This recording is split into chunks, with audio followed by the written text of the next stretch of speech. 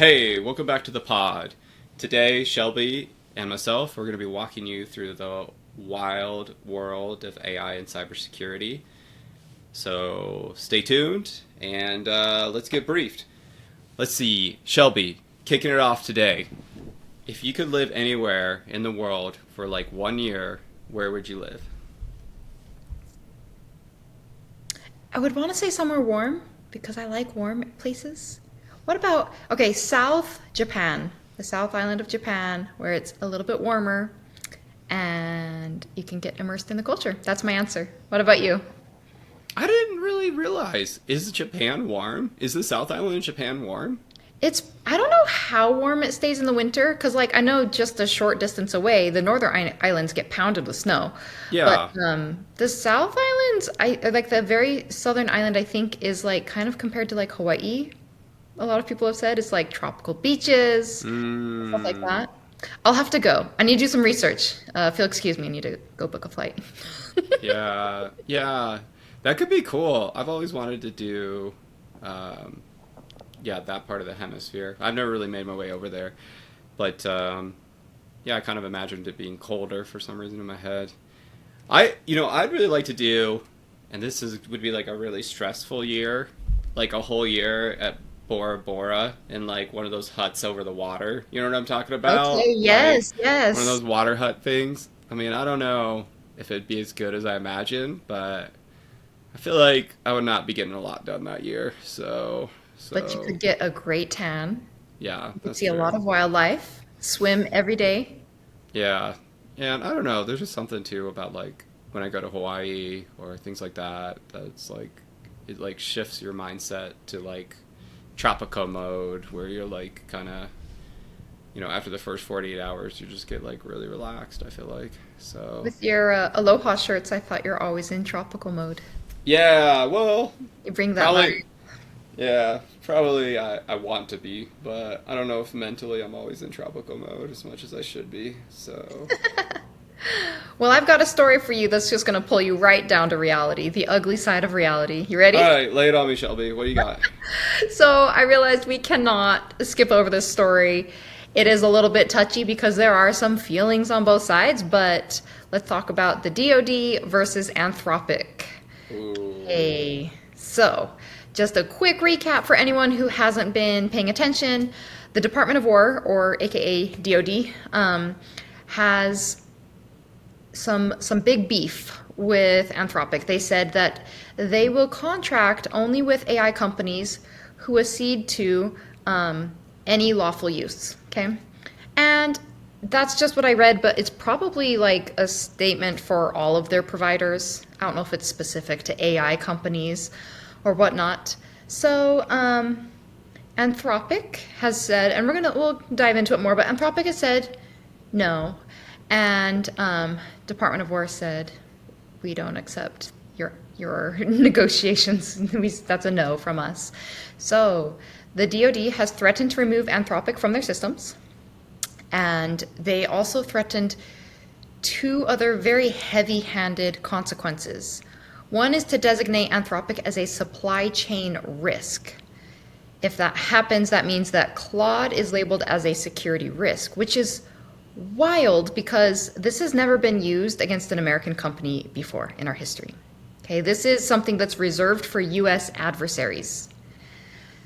This actually came to fruition 2 days ago. Okay, Hmm. so the head of Anthropic received a letter from the DoD notifying them of this label that has been placed on them. The second threat that's come through, which I don't know if it's actually been enacted yet or not, but they said that they will invoke the Defense Production Act. Now, this has been in law for a while, but it would basically label Claude as absolutely essential to national security. Hmm. So, under the Defense Production Act, the US government claims authority to direct private industry to produce goods and services. So they can cross that border and just say, I'm going to tell you how to do this now.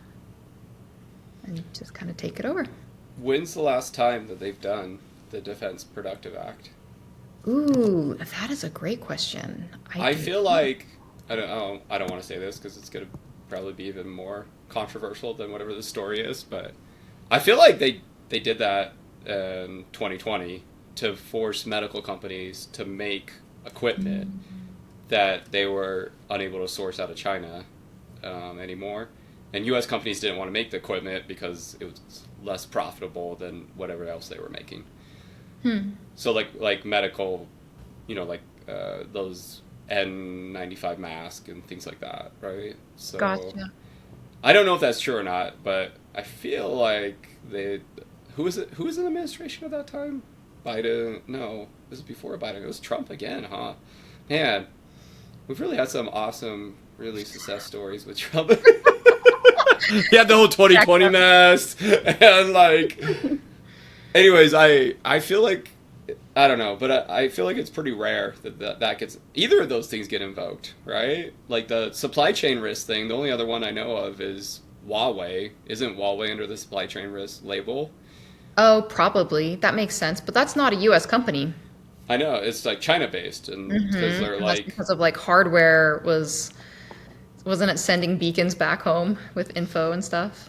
yeah, I mean, it's hard enough to secure the core internet infrastructure when it's U.S. companies making it, let alone when you have China making it. There's no chance. Putting in sneaky chips on the motherboard.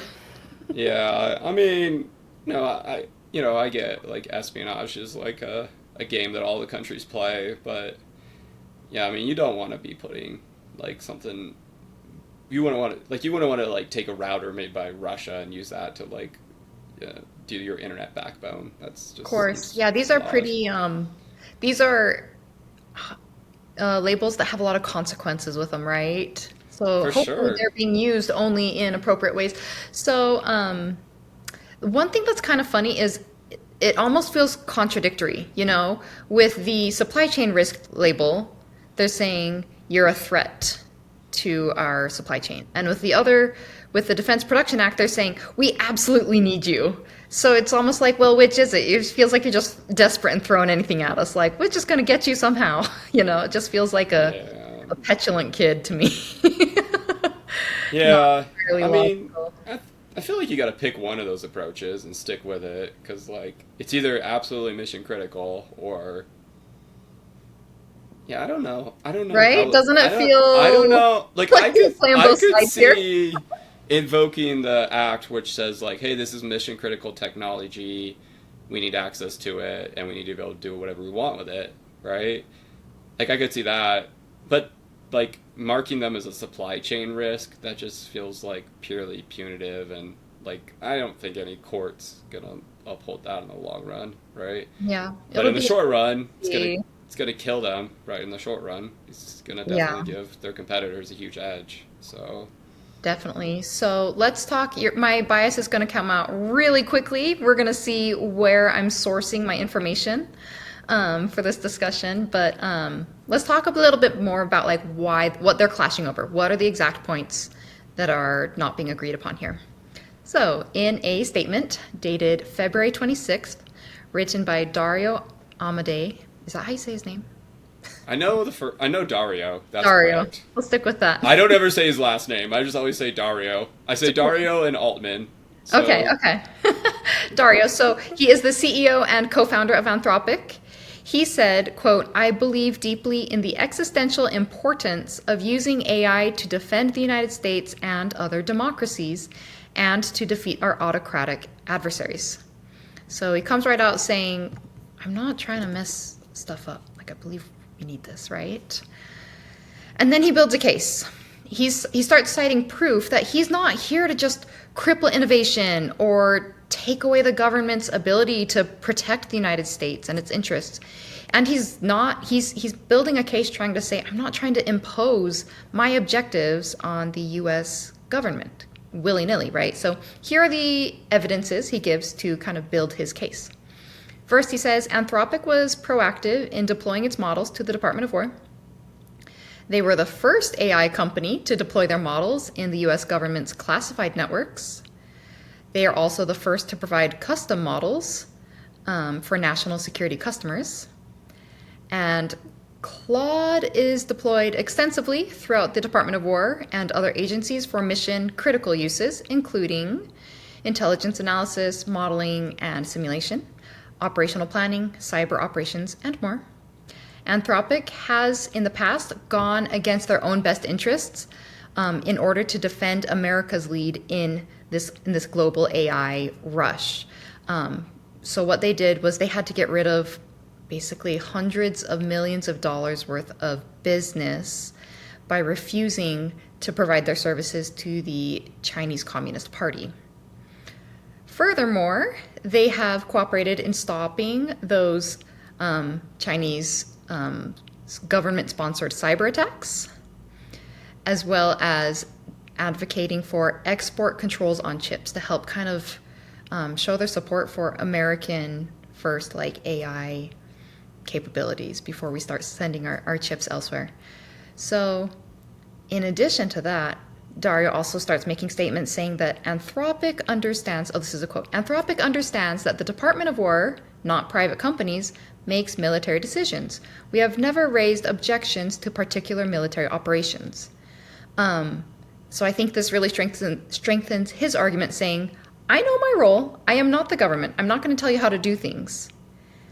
However, then now that he's kind of shown that they have this proven track record of being American first, of being willing to cooperate, right, and work together, Dario then turns the conversation to two use cases which he believes fundamentally undermine democratic values, which is why he is refusing to allow these two use cases. He says one is mass domestic surveillance, so surveillance of your own people, of Americans, and two, fully autonomous weapons. So Anthropic is calling these necessary safeguards. So in their discussions, when they're talking, they're always talking about safeguards. So that's what they're referring to is these two. They're like, you can use it, however, except for these two things. And the Department of War is saying, don't tell us what to do. So, because the Department of War says, we will use it how we want to use it. And Anthropic says, okay, minus these two things. And Department of War says no. So, what's your response, Bryce? What do you think? Yeah, I mean, first off, there's a lot of comments on a lot of those issues. The thing that's ludicrous to me in this scenario, which I have not heard anybody else say, so I'm just going to say it, is, like, why did Claude go through Anthropic and Claude and Dario go through all the effort to get this thing cleared into classified high-side systems for use in the Department of War without, like, negotiating the terms of what it's going to be used for from the get-go? Like, why did they spend the last 9 months plus getting this thing approved? I mean, it's not cheap, and it's not... And deployed, yeah. Yeah, it's takes a ton of time, it takes a ton of effort, and, like, why would you do that without understanding the terms of the contract, right? And, like, it almost feels like to me that there had to have been an initial contract that they both signed, otherwise they wouldn't have moved forward with that deployment. And now it's like the contract's up for renegotiation and they want to, like, add these additional clauses to it. Like, that's what it kind of feels like to me. But, I mean, I don't know. Maybe the fault's on the side of the Department of War. Maybe they also were just like, we got to get AI because AI is going to take over the world. And they pushed it into the high-side systems without really doing all the contract negotiations up front, right? So, I mean, there could be fault a little bit on both sides here as far as, like, I can't tell if, like, Anthropic is trying to add additional terms to a contract that has already, like, been negotiated. Is, like, that I could see that perspective from the Department of War. I could also see the perspective of, like, the contract was never finalized. We just pushed it through because we were trying to move too fast. But I don't hear either side, like, providing facts on either of those, right? Like, they're both just... On how we got in this situation. Yeah, like, how do we get to the situation? Because, like, I feel like how we got to the situation, like, one, like, root cause analysis, like, let's not do that again, right? And two, Not like... building things before the contract is written. Yeah, and, like, two, like, in what world does the government do anything without, like, a contract or purchase order already completed?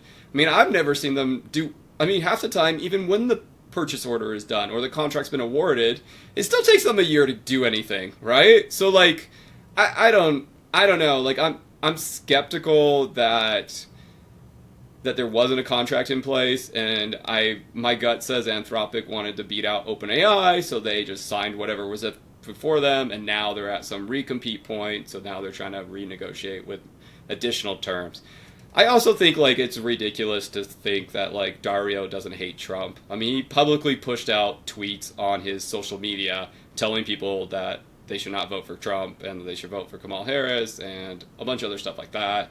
Which like has to factor into it somehow because the administration, I don't know, they're just, really ego driven, right? And so I'm sure that didn't set them off on the right footing from the get-go, which makes me kind of wonder, like, how did Anthropic win this over OpenAI? I mean, they must have came in with some, like, sweetheart freaking deal, right?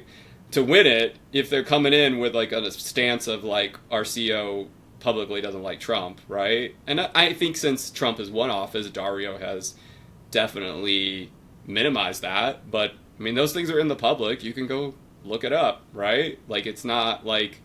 And, I mean, I get Dario's stance, right? Like, Trump is not a person who's easy to like or that... I don't know.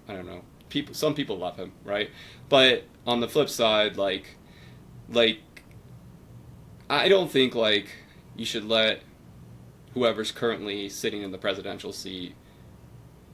Honestly, the partnership with the Department of War, in my opinion, has much broader implications than whoever sits in the presidential seat. Because whoever's in the presidential seat will turn over in, 2 to 3 years, right?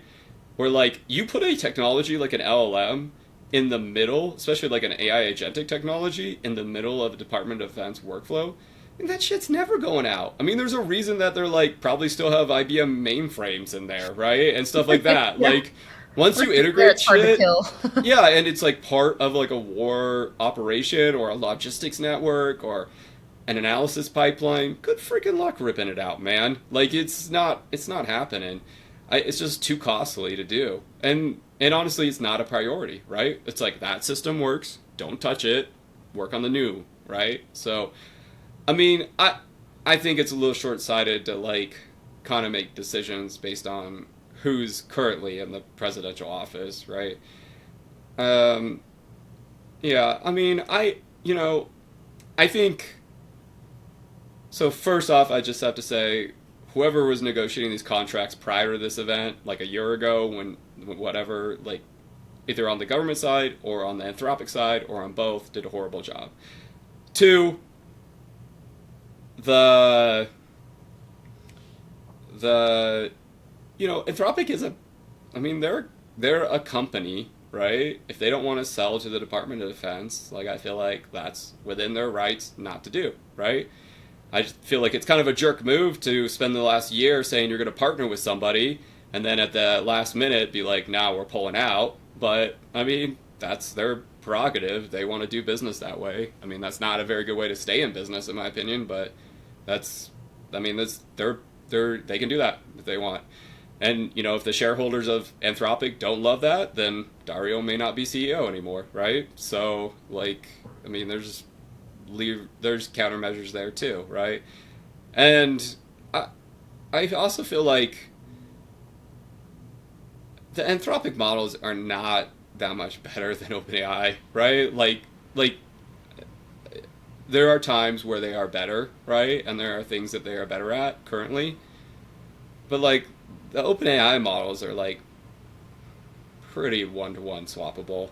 And I would honestly say, like, today, as of the day we're recording, like, OpenAI's latest model, 5.4, has better benchmarks on computer use controls and more efficiency on tool use than the Claude model does, right? Like than Opus 4.6. So I don't know. There's some speculation on like who's going to be better in a year from now, right? But I feel like that's purely speculation. You don't know. And if I was the Department of War, I'd just be bringing all the vendors in because I don't know which one's going to win. But whichever one wins, I want to have that integrated into my pipelines. And by win, I mean like which one's going to get a breakaway technology from the others? Because right now they're pretty similar, right? I mean, you'll have people that are going to die on the fence that like Claude's better than OpenAI, and you also have a few people on the reverse. But I mean, the reality is, if you were to do like a blind taste test of the models where people didn't know what model they're using, I think a lot of coders would be hard pressed to figure out which one they're actually using. In fact, I think that'd be a really fun experiment to have people like say, "What model do you think this is?" and then like actually tell them what model it is, like a soda testing, you know? There you go. Put a wrapper on it so they can't tell. Yeah, you're like, actually, it's Grok. We got you. It's the worst model of all. Not that Grok's the worst, but I really think people. There's like a branding there, like coders and technical people, they're identifying with Claude right now, right? And so they're telling their management, we got to have Claude. I don't know if the benchmarks really support that. I mean, I think it's clear OpenAI is beating Claude in certain benchmarks, right? Today, when you're comparing Opus 4.6 versus OpenAI's 5.4 model, right? So I don't know. And I'm also of the opinion, like, use the right tool for the job, right? There are certain things that Claude's better at. Like, it's better at, like, architecture design decisions, in my opinion. I think OpenAI's models are better at bug fixes or, like, more... If you have really well-defined tasks, it's better at executing those. It's also better at, like, staying within the rules or guidelines that you give it, personally. I think so. Anyways, I don't know if I answered any of your questions, but I definitely talked. So, I think it's interesting that you talked a lot about it from the like evaluating Anthropic and their stance and maybe their motives that are unspoken in this. But we haven't talked about why the US refuses to not agree to not do mass domestic surveillance without a subpoena or without cause to investigate. I think that's highly concerning that our own government's like, we'll put the AI in weapons and we'll monitor everyone. They're not saying they will. They're saying we won't say we won't. And we will die on this hill. And we will use every federal act against you that we can to seize your capabilities to enforce it. So I think that's, in my mind, whether it's, a personal thing about not liking Trump or other things like that, that's a big red flag to me, and I'm about ready to get like a go Dario, I support you, like tattoo on my shoulder. Because I feel like more than government or more than most companies, he's actually looking out for the rights of people. So I'm definitely on Team Dario right now, but I'm sure there are a lot of people involved, and that's my take on it. He did conclude his statement by saying, you know what? We're still willing to work with the DoD. We still want to support you. We have done a good job. We want to continue doing a good job. These are the only safeguards we have. Out of all the capabilities and use cases, there are only these two. Just don't let the AI decide who's going to live and die, and don't let the AI mass surveil all Americans. That's the only two things. So I think it's really impressive that he's sticking to his guns. Sticking to his guns, but he's staying with his stance, and he said if the government decides that they need to move off of Claude, we will support a helpful transition plan and stuff, and otherwise we would be happy to continue supporting. So I really hope that the conversations can move in a better place and I'm glad that Dario is standing strong here.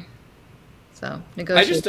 I guess I don't understand the nuance between, like, the Department of War is saying, like, we want to be able to use this for all lawful purposes, right? And the Department of War doesn't get to set the laws, right? That's a different branch of the government, or, arguably, right? If we actually had checks and balances between our branches. But yeah,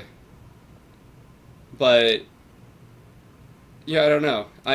I don't know. Honestly, I'm kind of on the side of, not that I like the people that are there, but I'm kind of on the side of the Department of War. Like, if it's deemed lawful, right, then I think, they're going to have to get a supplier to supply that technology. And if Anthropic doesn't want to be that partner, then that's fine. But like, but you know, like, I, you know, there's already some drone capabilities where the drones act basically fully autonomous. So like when they're flying in an area, that's my understanding. I mean, I might be off here, but when they're flying in an area, they can actually identify targets and neutralize targets without relaying back to a human. So, and I don't know if those have been used in war scenarios, because I think there was a policy pushed out during the Biden administration that prevented that from occurring. Like technically that shouldn't occur, but the technology is there where it could be flipped on if they needed. And like, I don't love that because it's like a Terminator scenario, right? But yeah, I mean, I could definitely see like the department, like us getting into a war where they're like, all right, we can risk human lives, or we could just flip these things on autonomous mode. What do you want to do, right? I think in that Because they can scenario, react faster without a human in the loop. exactly, In those moments. right? You won't Gotcha. have the delay, or there'll be like some countermeasure where they'll be able to like interfere with comms going back to the operator, right? Oh, interesting. And so then that won't happen because it will be all on the device, right? So like, I'm not saying I want that. Please don't misconstrue that.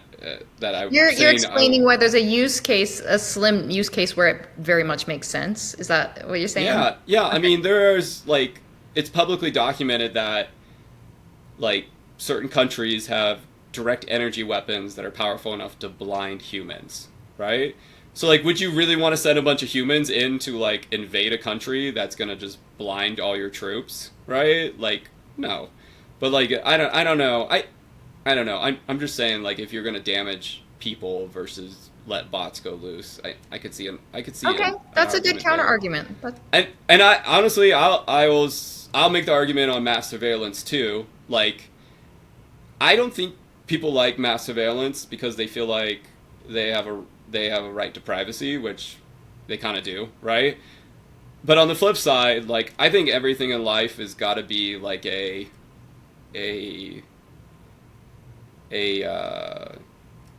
how do you put it? Like A trade-off?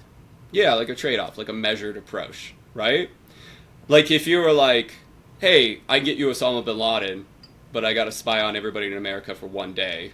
Like, is it worth the trade-off? I don't know, right?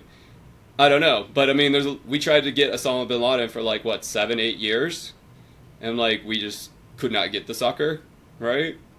I mean that's a real thing that happened, and like, I mean, I don't know, man. If you were like the day after 9/11, if I turn on mass surveillance, I get you bin Laden's head today. I don't know. Like if I was the decision maker, I'd probably be like, yeah, let's flip it on for a day. I'll be like, let's get his head. There are theories out there that it Let's. is used in order to further mass surveillance. Like disasters like 9/11 are used or permitted expressly for that purpose. Yeah, I mean, I've heard those, and I could see the argument, right, for sure. And I don't like just random people being spied on for no reason, right?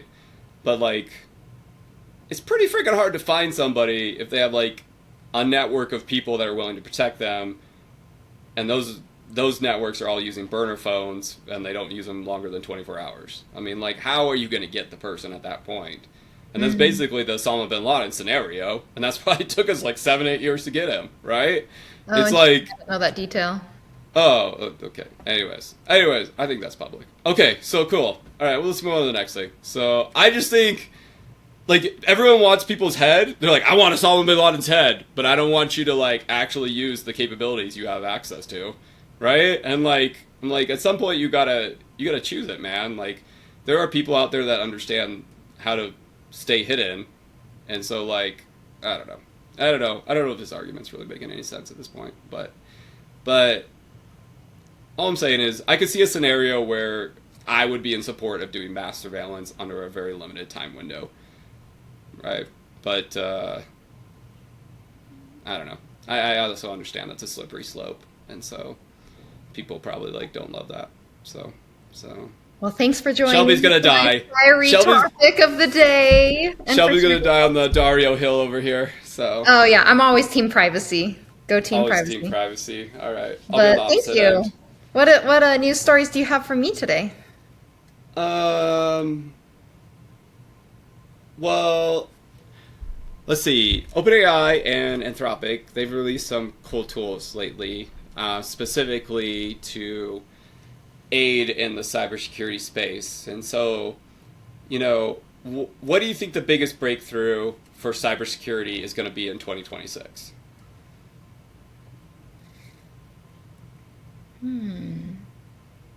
If we could get like automated deployment of fixes, I feel like we're good at finding vulns, but if we could get better at patching them faster, that'd be cool. Yeah, that would be cool. I don't know what that looks like yet. Well, I think you could have systems where they're like inserting the pull requests back into the code bases with the fix, and like automated testing and stuff. And potentially, if you had like documentation on how to test a new like stage or test deployment, then they could like go through the steps and do that too. Like I could definitely see that coming, if that doesn't already exist. But I know people who are they're integrating like the Claude code CLI into the CI/CD pipeline to find the vulnerabilities. Cool. Doing the pull request shouldn't be too hard, and I'm pretty sure there's capabilities out there for now. But yeah, both Anthropic and OpenAI, they've launched kind of like security-specific adaptations of their CLI tools, right? So the one that OpenAI released is called Codex Security, and they, in a 30-day period, they scanned over 1 million code commits. And in those 1 million code commits, they found about 800 critical vulnerabilities, and they found over 10,000 high vulnerabilities. Yeah. And so, yeah, and then they were able to kind of like tune the system over that test period to reduce false positive rates and things like that pretty dramatically. So they did find at least 14 bugs that became CVEs, right? Wow.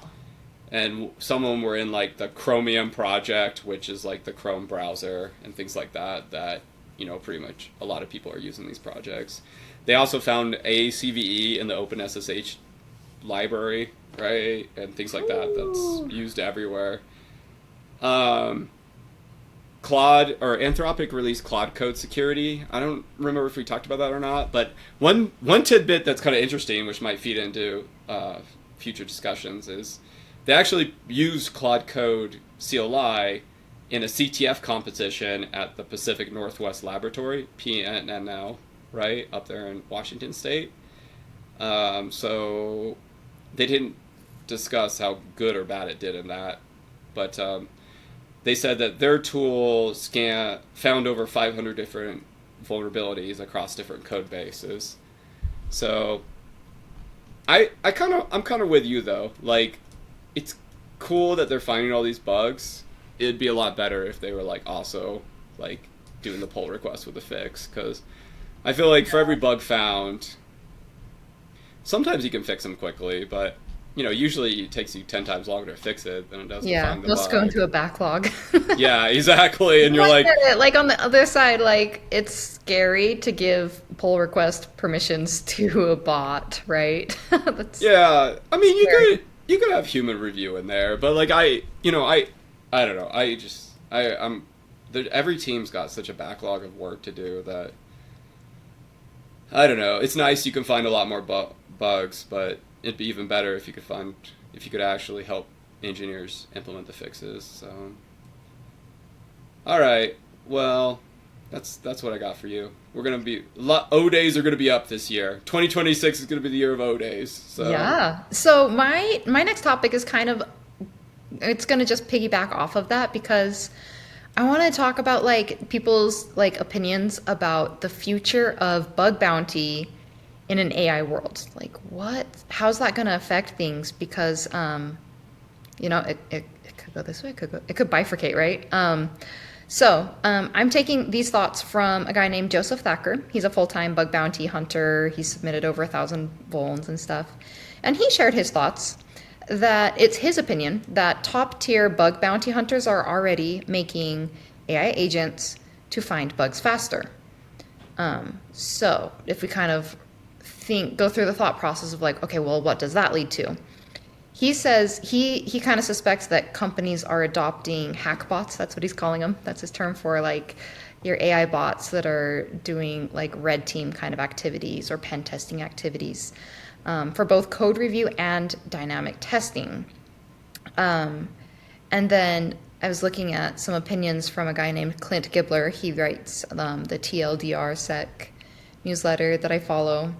And he kind of piggybacked off of this, saying that he had two predictions. The first one was that by the end of this year, he thinks that you're going to have a reduced number of bug bounty opportunities or findings because like the number of unique bugs he thinks will go down because the playing field is getting more level, right? You still need specialized skills, but it's getting easier for people to find bugs, right? So you're going to start getting a lot of duplicate submissions and fewer unique ones, where the low-hanging fruit kind of findings are going to become sparse.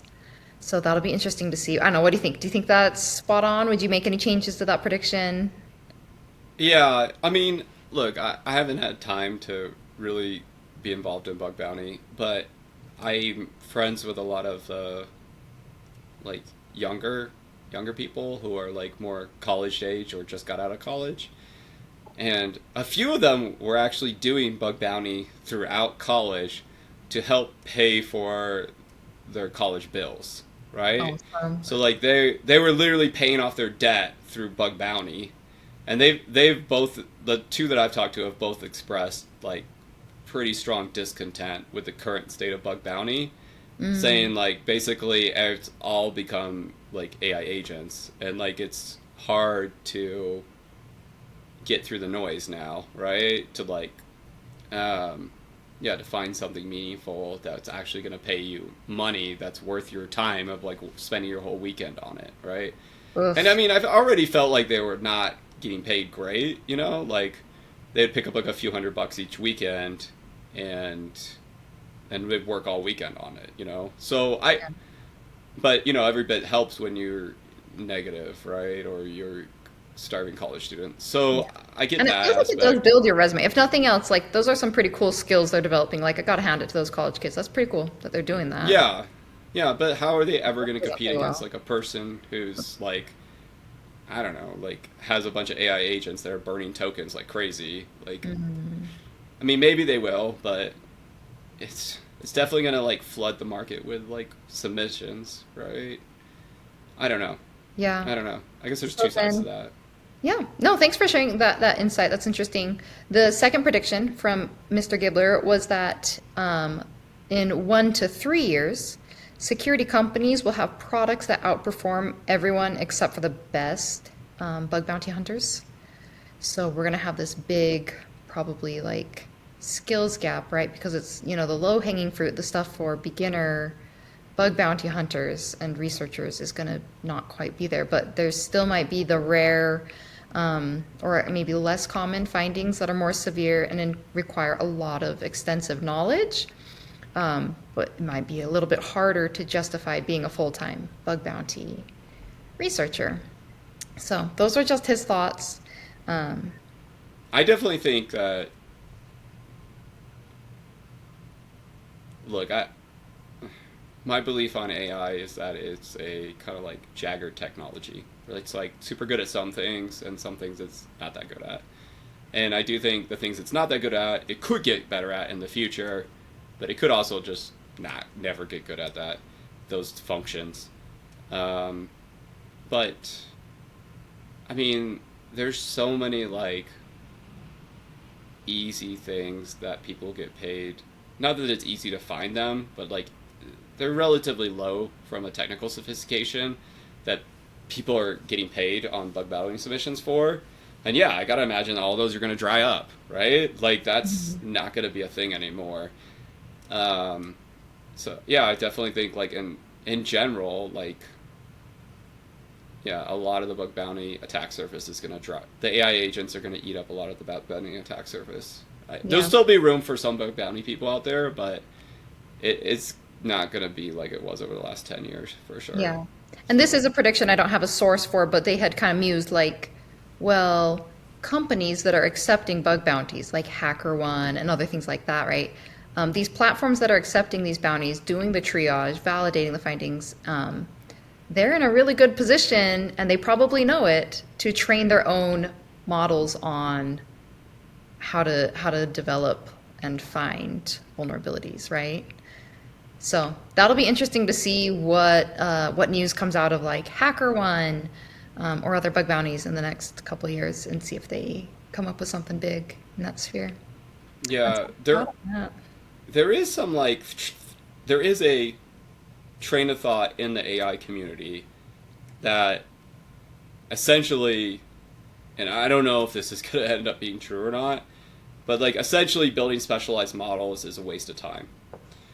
And the logic holds that if you just build a generalized model that gets smarter and smarter and smarter over time, it will actually be able to outperform the specialized models.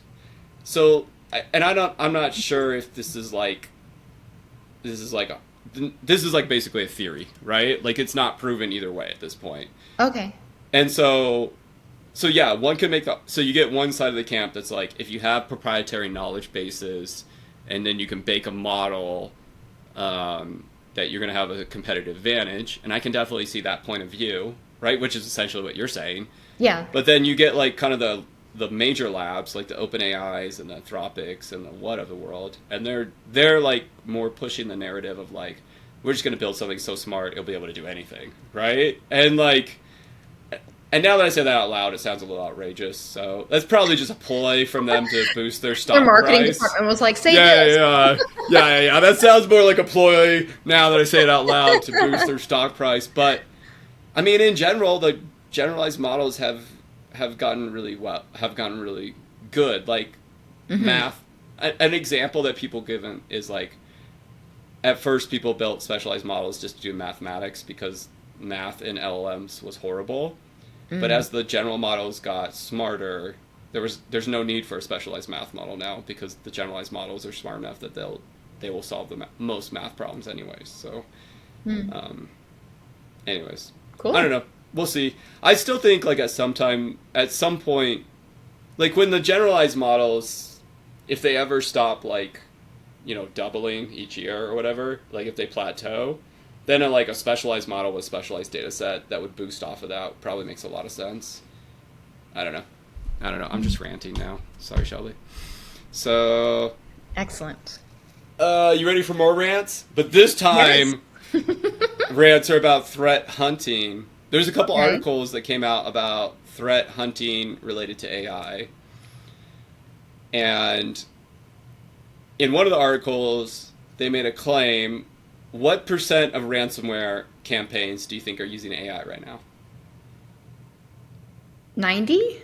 That's pretty good. They said 80. They said Okay. 80. You're probably more right than they are. Let's be honest, Shelby. Hey.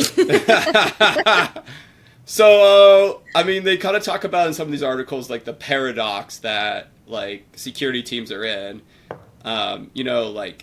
You've got to basically you have attackers using AI, so you've got to use AI, right? But then also when you use AI, there's a new attack surfaces that appear, which honestly might be kind of similar to like the cloud era, right? Like certain things were better in the cloud era, but anyways, they kind of talk about different stages of hunting. Like stage one was you're looking for signatures, so it's like old school defense. And then stage two is more like where we're at now, where we're doing like more anomaly detection, like collecting a lot of telemetry via EDRs and looking for behavioral things.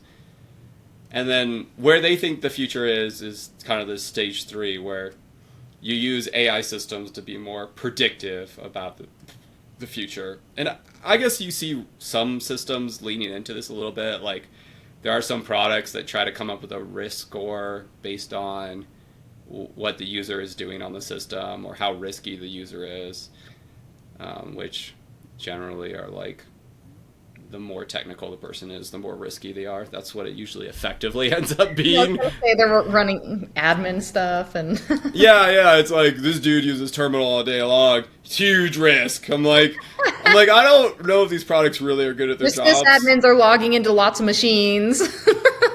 Yeah, exactly.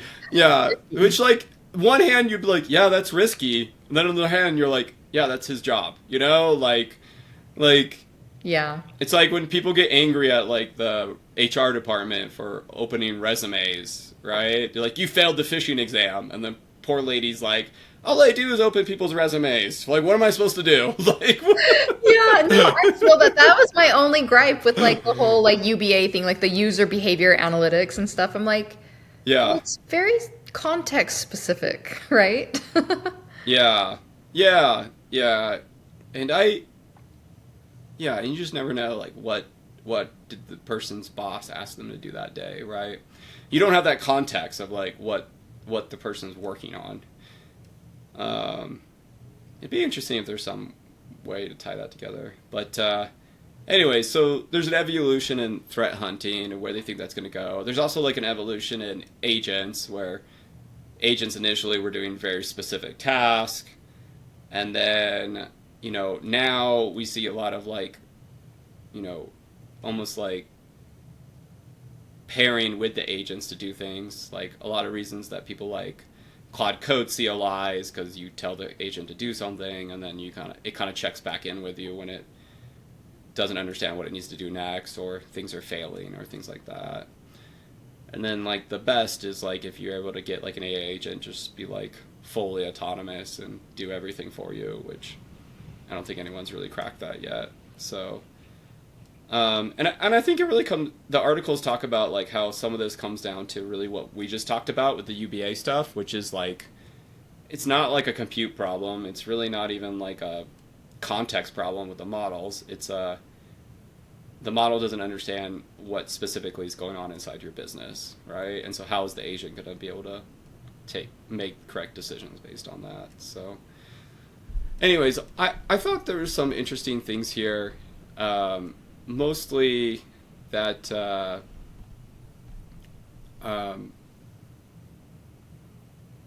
if AI is going to make it easier and faster to find vulnerabilities and get access to systems, then yeah, we're going to have to like step up our game as defenders and use AI to defend quicker. But it's not like as simple as just like, I enabled the AIs and now all my things are fixed, right? It's more going to be like a partnership between like people designing the defenses and working with the agents and back and forth. Which brings me to my next conspiracy theory hypothesis. Okay. So back in the day, the coolest there's a documentary on this guy who wrote the curl command line utility. Do you know, like, you go to like a command line and you request a website using the curl binary? So the guy who wrote that is also the same guy who wrote egg drop, which I kind of date myself a bit, but egg drop was like an IRC bot that was super popular to help manage IRC chat rooms. So I'm convinced that hey bud, we were doing a lot of managing bots back in the day, and now we're just going to loop back around and we'll just be managing a bunch of AI bots now. So all right, well, that's it. That's all I got, Shelby. So Thanks for sharing. As I think about like the whole bug bounty conundrum with AI and stuff, I wanted to share that. So, well, you were there. You gave me tickets. Thank you to the Opera's Cyber Slope Summit, and I got to participate in the CTF, which was a lot of fun because some CTFs will ban AI or say like you can't do it with AI, right?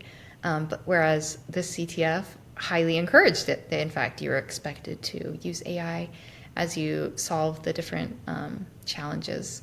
And it was fun. So they like tried to make them extra noisy and things like that, things that, machines would be good at figuring out. So it was really fun. And I was talking to Waylon, the organizer of the CTF, and I was like, it was cool because like there was a few people who solved all of the challenges on the first day, even though by any other CTF standards they would be tough challenges. But when you start throwing these problems at AI, it's like, oh, I got you, and it just gives you the answer. Here's the flag, right? It just kind of figures it out. So I was curious to think like, what's the future of CTFs going to look like? Because it's a really fun part. It's probably one of my favorite things about like the cybersecurity culture is like the gamification and like the creative ways that people come up with like learning skills.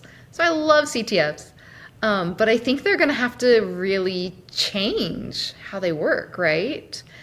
In order to kind of keep that same level of competition. I guess it could be dependent on the objectives of the CTF. Maybe some are just for teaching specific skills that they'll ban all of the LLMs from participating or whatever or being used. So it'll be interesting because Waylon asked me, he said, I don't even know what we're going to do for next year's CTF because the LLMs or the AIs are getting so good, right? So Yeah. I proposed one to him. Oh, you did? Okay, Yep. good. Okay, All right. so my proposal is instead of the event organizer creating all the challenges, the participants have to develop a challenge that can basically kind of hit that sweet spot of being like challenging but not impossibly hard, so that it's a solvable task. So the participants in the competition will be the ones making the challenges. Okay. And then they submit it. It's going to be, the tricky thing is it would be subjective to judge, but I think it would be interesting. Like, kind of flip the script, and then every other year you take the submissions from last year, and that's your new CTF. I like that idea. I like that idea a lot. So how would this work? People submit challenges that they think AIs are not going to be able to solve or will be able to solve. Or that would just take a little bit of extra work, something you can't just plug into an AI with a single prompt and it'll just spit the answer out at you, right? And then like a panel of judges would just judge how innovative your idea is, essentially. Yeah. Okay, I like that. I could get behind that. I think I it'd feel be like hard. there's so much nuance to the CTFs anyways that like it's kind of hard to guarantee a victory even if you're like the best at something, right? So Yeah. yeah, I could see something like that being Anyway, kind there's of a my cool brilliant idea. idea of the day. Yeah, I mean, I think when you looked at the scoreboard, so for people that don't know, there's an AI and cybersecurity event in Park City, Utah. So that's the Opry Cybersecurity Slope Summit, something like that. Okay, and then the Waylon, who's super technical guy, great at reverse engineering. I mean, I think that's what he does most days is just reverse engineer stuff. So he built a CTF with a bunch of different categories of challenges. And I think the one that tripped up the most people was the one that, like, where you had to process an image. Like, I feel like a lot of the LLMs incorrectly interpreted the image, right? And that's, like, the one that, like, it's like almost everybody got to that point, and then the top 4 people got stuck right there, and then Interesting. and then when one person solved, it was like the next person solved and the next person solved, all like within like a 10-minute window of each other, right? And so it was like clear that everyone just got choked on this one challenge, and then that whoever got that challenge first was basically the victor. So yeah, I liked your idea of people submitting challenges. And I think also just like looking at the challenges that got broken the fastest and then saying like, okay, let's not do ones like these again. Let's do ones that are like have a longer defeat time, right? That's probably a better way to approach it. But as someone who's speaking from the Dark Ages, where Dark Ages is pre-AI, Yeah. There's a certain charm about like the classical, you know, pre-AI CTFs too that I'm gonna miss. But we'll see. Maybe people will find a way to keep them alive in a different format or something. Yeah. I mean, I don't know if this is ever really going to work because I feel like most CTFs, you're going to have access to the internet. If you have access to the internet, you're going to have access to the models. Also, a lot of the models are getting smaller and smaller, so you got models that are running on devices. So, like, it's going to be really hard to regulate. I know, like, certain university professors are like, okay, you guys have to write a paper. You just got to show up and write it in class, right? And it's got to be done by the end of the hour or whatever, you know, because they want the kids to independently think and not use LLMs as part of the solution. I don't really think that's the right approach, especially like in a technology sector where people are going to be expected to know and use these tools. But I did think it was really interesting. Like the winner of the CTF, they asked him, how did it feel? And he was like, honestly, it feels kind of anticlimactic. He was like, you just don't get the same like dopamine hit when you solve a challenge, when it's just like you know, like a terminal window just spitting the flag back out at you. Yeah, like, it's fun, but it's not like you don't get that same like reward structure in your body that you get when you normally are doing a CTF. And so I thought that was a really interesting comment because I was like, yeah, I mean, you definitely don't feel the same reward structure because you didn't work nearly as hard to get the answer, right? It's like all you did, you were like essentially the middleman. You like packaged everything up and then you handed it off to the AI agent and then you just sat there and like waited for it to spit you back a flag. Yes, right? I feel like a delivery person. Like, here's your post. We are all going to be DoorDash employees for AI agents in the future. We're just going to be, instead of delivering food, we're going to be delivering data. We're just going to be shuttling the data around. Shelves. I can see the future now.